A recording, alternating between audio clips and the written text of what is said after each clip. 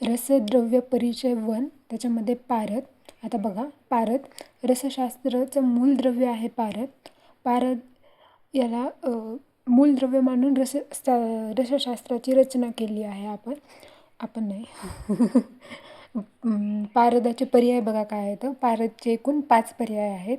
MCQ मध्ये हे विचारतात किती पर्याय शब्द आहेत. गत्यात्मक, देवात्मक, दर्शन रूपात्मक, देहवादात्मक, धातुवादात्मक हे लक्षात ठेवायचे. आता बघा, गत्यात्मक म्हणजे काय आहे? गती, चंचलता, खेचर, चपल, धूर्तक, चल असं पण म्हणतात. आता देवात्मक म्हणजे बघा, शिव, वीर्य, पारद. मग बघा देवात्मकमध्ये काय येतं? त्रिनेत्र, लोकेश, शिव, वीर्य, त्रिलोचन, देहज, देव, प्रभू, काय होतं? बीजेंद्र, रुद्रज, शिव, शिवबीजम, हरतेज. आता बघा, दर्शन रूपात्मक हे जी काय दार्शनिक पक्ष, जैव, जीव, दिव्य, अचिंत्य. देहवादात्मक, देहवाद वर्णन, अमृतम, परामृतम, पारद.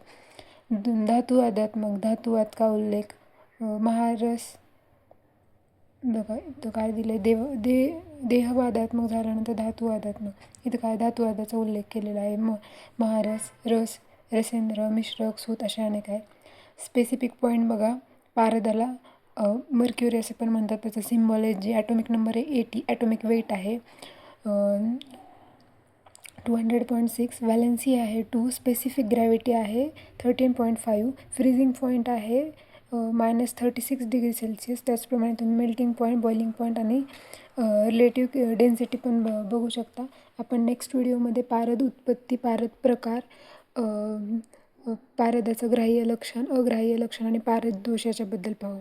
माझा व्हिडिओ आवडला असेल तर लाईक करा, सबस्क्राईब करा.